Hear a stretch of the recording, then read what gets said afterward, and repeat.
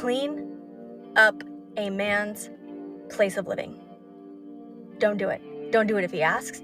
Do it if you feel compelled to do so because you think you're being helpful, because you just think like, oh, this place is absolutely disgusting. Someone should clean it. Don't do it.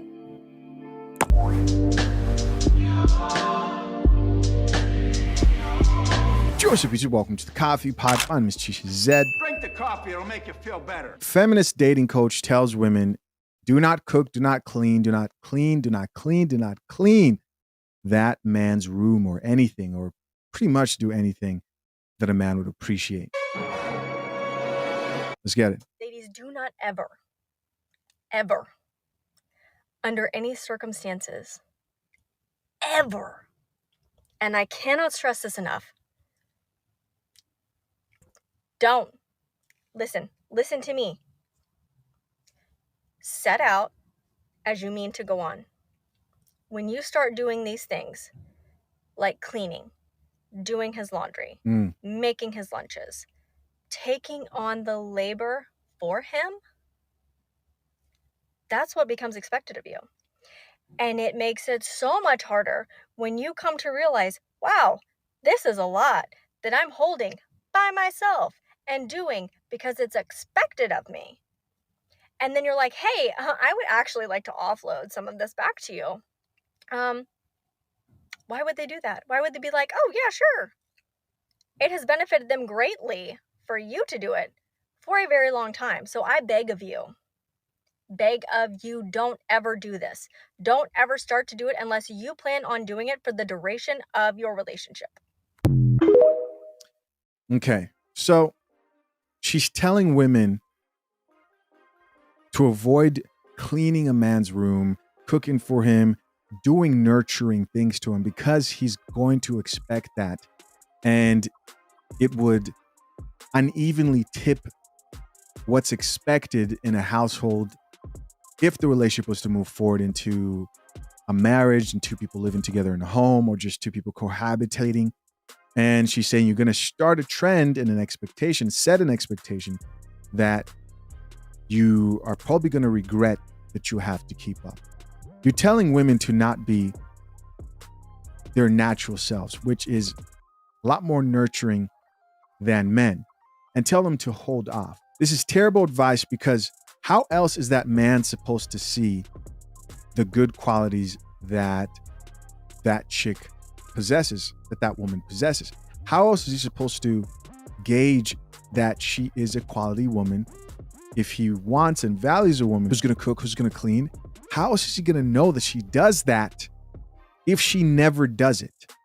And this is why women are horrible at giving each other advice, and why the saying single women keep other women single is so popular. So I wanted to do a little bit more research in response to her channel. Of course, I go check out the comments, and she made a video to a response, a comment that said, so should men stop doing the same thing so neither should help the other person ever? Right? That's crazy, guys. That's crazy. She goes, the comment goes on to say, this is why relationships and marriages fail at such a high rate. By the way, cleaning time is highly overstated. Here's what she had to say in response to that. It is not the same when a man helps out a woman by rotating her tires, changing the oil in her car, mowing her lawn. It's not the same as a woman starting to do the domestic labor tasks for a man without being asked. Do you know why? Because men don't have the same expectation as women to continue to do domestic labor in order to show your worth in a marriage and in a relationship. Men aren't in general taking on the majority of the domestic task and childcare. Okay, so let's use that same example and pick something that men do take the majority of responsibility on. Should men not pay on first dates? Most guys don't have a problem with paying on first dates. It's the dates that women expect. And this is why all this shit's just stupid, right? Just the way she's approaching this and why women, again, ruin each other when it comes to relationships. Should men stop setting the expectation that they should be expected to pay and from the get-go tell the woman that, like, hey, it's going to be 50-50? Because guys, the misconception out here is that every man wants 50-50. No. Some men are willing to work with women. They're willing to do a 60-40 or like a 70-30. And even more generous than that, they're willing to pay for the first date. They're willing to pay full. But using this logic, everybody's just not doing anything for each other. And of course, who's going to complain about that? Who do you think? Women. Women are. So therefore, it is detrimental to them to start doing it without first having a conversation about the division of labor, because it very quickly becomes her job and her job only. And statistically, she's already set up that way. Or you can perform kind gestures for the person who you find attractive and want a potential relationship with. You can cook for that guy. You can clean up and help him around the house, yes. And he can do nice things for you. He can come over and change the light bulb or whatever the F. And when there's a disagreement, and guys, this is where you want to implement this.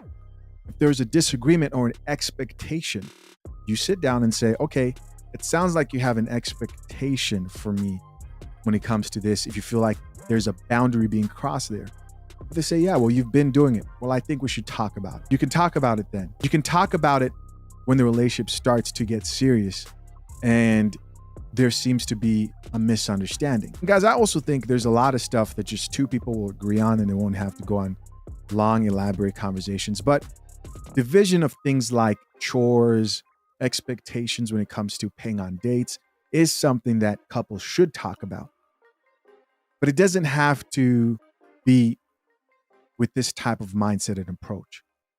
Mindset of, I'm just not going to do shit for anybody. No. If there's an issue where somebody expects you to extend yourself further than you're willing to go, and this needs to be before you are married, yes, before you're married, then you can bring that up and talk about it and agree on how things will play going forward. The goal is to talk about as much as you possibly can before you actually get married. I just know for a fact the approach that she's giving women of don't be nurturing at all to men would just disqualify him, and the woman who's willing to be nurturing and have the conversation later on when there's like a misunderstanding before things are really serious in the relationship, marriage in particular, she's going to win. She's going to get the ring. She's going to get that man. He's going to just view the other chick as that chick, she's cool and all, but she doesn't do things that you do. She's really nice and she does all these other blah, blah, blah, but she's not like you. It's already set up that way for women. It is not set up that way for men. Your little, let me rotate your tires and change your oil, which happens twice a year. Maybe. Cooking, cleaning, laundry, appointment setting, meal prepping, and planning. Taking care of the animals. Everyday tasks. Not even remotely close to the same comparison. And the societal expectations of men are not the same as women, which is why this doesn't apply to men. You doing those tasks is in fact simply helping her. Her doing those tasks is expected of her.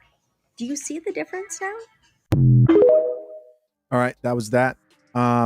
Like I said, guys, I definitely agree with the point that discussions need to be had, but you don't have to completely stop yourself from treating men with love and care. Let's check out some of these comments. First comment says, don't do anything for a man that you're not willing to do forever.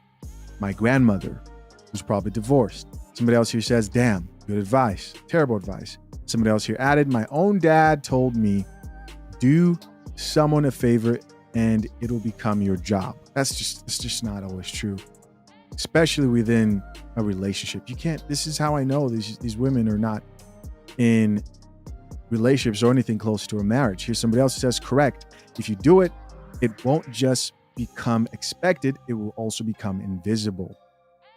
Somebody else here added, especially if he didn't ask, because he will absolutely tell you, I never asked you to do it. Here's somebody else who says, you clean his house and then he feels good enough to invite other women over. Drizzle, drizzle. Somebody else here added on to that thread and said, I got my baby daddy's car cleaned for his birthday and he had someone in there that night while I was home with the baby. Wow. Now that's that's sad. Somebody else here added and said, wow, with the laughing emojis. Here's another person who added and said, and you don't typically realize how much it is until you're a kid or two deep. Definitely have the conversation before marriage for sure, before kids and before anything gets serious. Here's somebody else who says, I'm not cleaning, we're hiring a maid and he's paying for it. Yep. The type of attitude of a woman who won't ever see a maid ever until she looks in the mirror. Somebody else here says, can confirm it will backfire. Guys, listen, of course, I'm curious to know, what do you think? Leave your comments down below. I appreciate you as always for checking out yet another episode of the Coffee Pot. Till next time, I'm out. Peace.